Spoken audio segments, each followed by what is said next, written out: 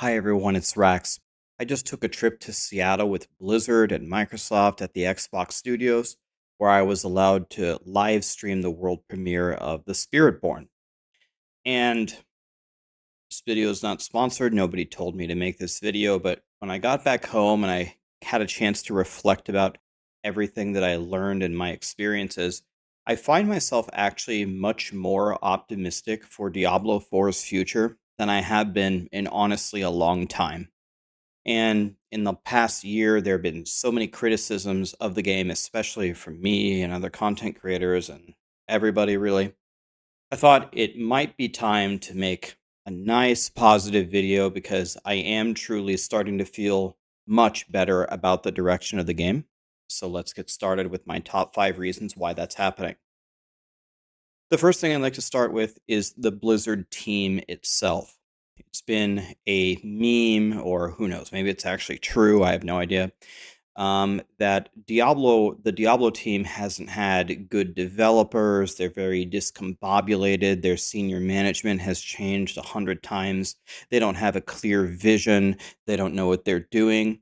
This has been a common theme that we've heard over and over and over. And sometimes there's phenomenon that where you just hear it or experience it so many times and you start to believe it, right?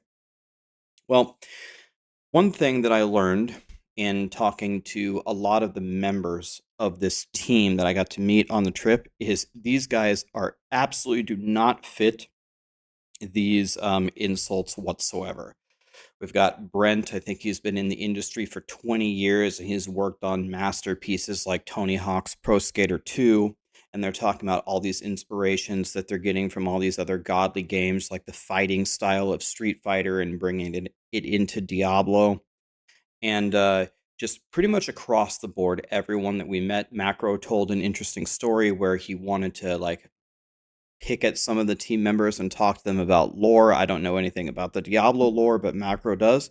And he said he was blown away with their knowledge of it and how it was correlated to the expansion and the story. And he was actually educated and taught a lot of things by the Blizzard team members. Then we got to meet Bjorn, who made the Spiritborn. The Spiritborn is the joke on the internet, and he's just such a nice guy. And you could tell he's been working on this for so long, and he knows all the design front and back, and he already has ideas on how to make it better. And they went through way more like prototype spirits that they were going to put in the game before they settled on these initial 4. So one thing that I can tell you as someone who was there, meeting the team face to face, having conversations with them at lunch, at dinner, in the Xbox studios, trying to actually learn about the expansion, I was actually very surprised and very impressed by how much they knew and cared about Diablo. It made me feel very good. The second thing is feedback, kind of the community. Well, we went from in the Diablo 4 alpha, like way back in the dark ages, the way they were kind of getting feedback is by pulling me and Woody aside, and we're writing, these 10-page documents about everything that we think about the game. And now it's a lot different. And it's not just a lot different from how we see it in the community, it's a lot different from how they actually explained it to me when we were there in Seattle. So I think they're starting to learn, or maybe they always did know, but now they're actually putting in the infrastructure to actually get tons and tons of feedback so they can actually put it in the game. It kind of correlates into the next thing that I'm going to say for number 3. But they've spent so much of this last year redoing what they already built that everyone has to be sick of it, right? The players are sick of it. Of they release something, it doesn't quite work. Oh, they have to redo armor. Oh, they have to redo resistances. Oh, they have to redo the items. Oh, we released the Abattoir of Zir and people don't really like it. Oh, season 5 PTR. No, I give them credit. It's PTR. You can release whatever you want. You got a month and a half to fix it. No one liked the season 5 thing. It's constantly redoing the same things over and over and over. And then they're seeing now, of course, that if you run the PTRs, Season 4 got infinitely better from the PTR to the launch. I'm expecting the same thing as Season 5. We've already seen some of the changes that they're going to do. It will make it a lot better. So they are putting in the infrastructure. They have a lot more ideas on how to get our feedback and actually implement it into the game and do it early. So that way we can make Diablo 4 a much better experience for everybody. Correlated to number 3, remember how we were talking about how Blizzard spent a lot of this year redoing everything over and over and over? Finally, they are at a point, I think, where they can actually start creating things for Diablo 4. And that's going to feel so good, right? Like Hell Tides are fine, Nightmare Dungeons are fine, Running the Pit is fine, Killing Duriel is fine. But we really, really need more things. We need more exciting things to feel good about the game. A lot of people are joking now. Am I going to really spend $40 for Green Monk? I mean, that's a fair argument. Correlated to number 5, we'll talk a little bit more about that. But of course, there's going to be more to the expansion than that. This is just Blizzard's way of trickling in the information. But I'm excited to see what the gigantic Blizzard team, Diablo team, can do when they aren't spending all day redoing what they already made. And one interesting fact that I figured out when I went to Seattle is the Diablo 4 team, as I understand it, is actually the largest Blizzard team. It's bigger than the WoW team, for example. So it'll be much more interesting to see the new stuff than redone versions of what we've already seen. The fourth thing is maybe a little bit hard to see if you were watching as a viewer, but I can tell you, sitting in the chair playing the demo, there was certainly a level of polish to the Spiritborn. There was a level of polish to the expansion that I just have not felt in the original game.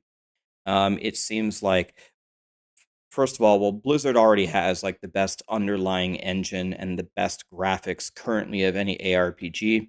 The one that's going to rival it is PoE 2. Very excited for that in November.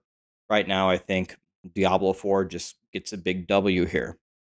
But the way that the Spiritborn moved and felt, even on this demo version, which is already many iterations behind what will be released, it felt like a higher tier than the other things that I've seen in the game, which felt really good. Another thing about it is when you were playing Diablo 4, everything was dark, dreary. There were only like 2 colors used in the whole game. Everything is just red and black, which is fine. It's like an evil theme. But I felt such a relief that they're finally opening it up a little bit and we see some lush green jungle. I saw some quest markers that were magenta or whatever. It's like, oh my God, they actually put some colors in the game. To me, that made it feel a lot better. And there's a lot of other things coming, but I think the expansion is going to bring a polish to the game that we just haven't seen so far yet in the base Diablo game. And then the final thing is, well, certainly Blizzard is holding back a bunch of secrets from us, right?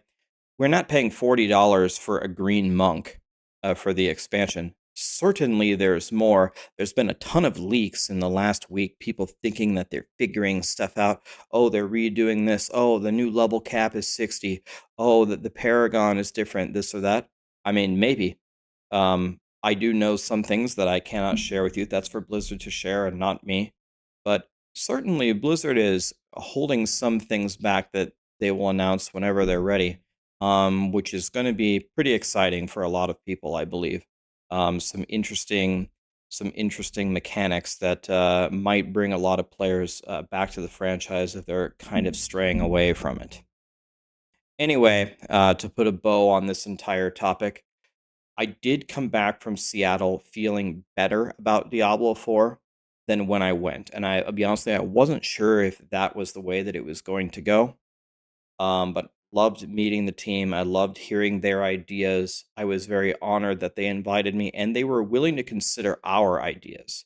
They brought me, Fame, Macro, and Woody into some conversations and genuinely asking us, what do we think? How will this impact the game? So that It made me feel very good. I'm always happy to give my opinion. Not always right, but I'm always trying. So I guess that counts for something. Anyway, wanted to put a positive video out there. Not every video that we publish has to be just shitting on Diablo 4. I think Blizzard is doing some good things. I would not be surprised if things continue to improve for Diablo 4. Let's see what happens in Season 5 and the expansion, but I'm genuinely looking forward to it. Thank you.